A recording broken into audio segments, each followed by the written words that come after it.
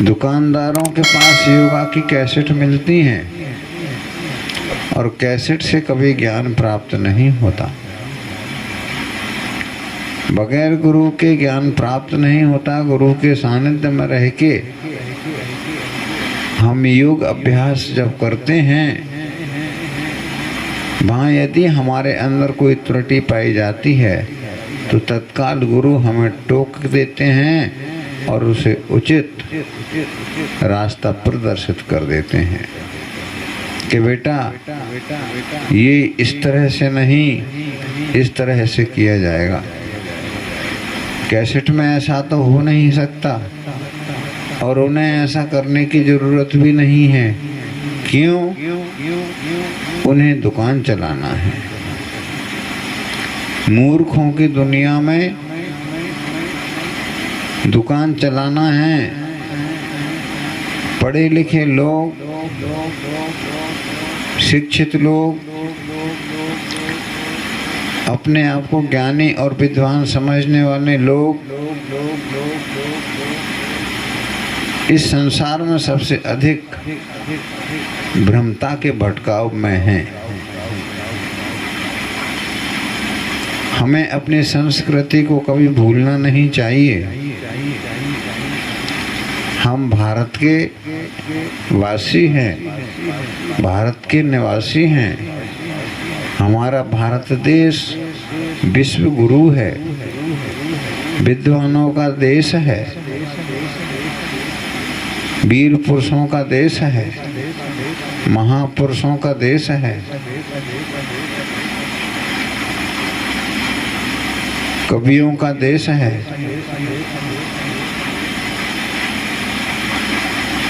तथाकथित लोगों का संबंध नहीं है,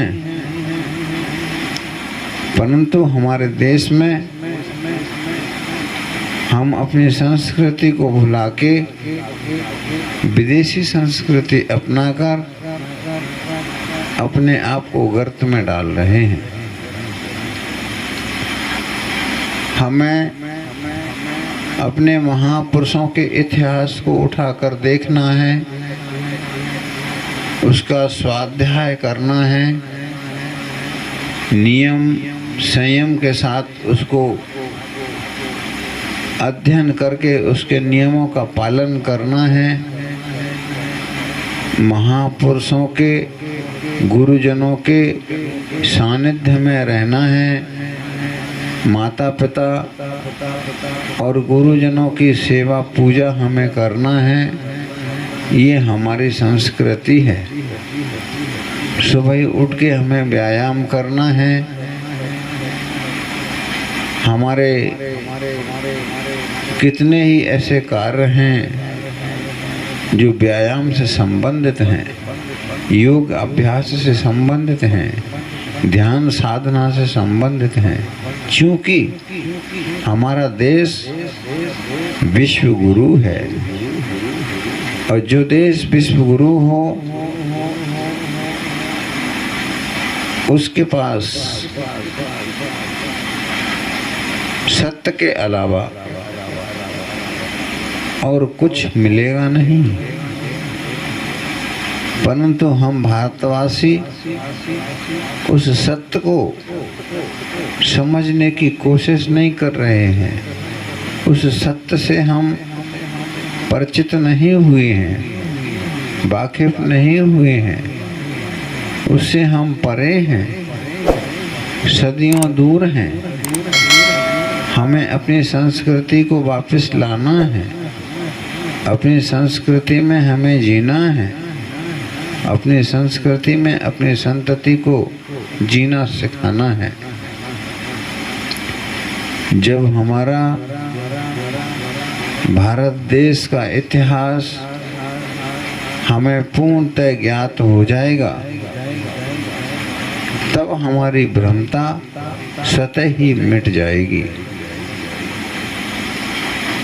हमारे भारत देश में मंत्रों द्वारा अधिकांश सभी कार्य बन जाया करते थे। आज लोग मजाक उड़ाते हैं कि मंत्र क्या चीज है, अरे भाई, भारत देश के पास यंत्र मंत्र तंत्र जंत्र यही तो थे।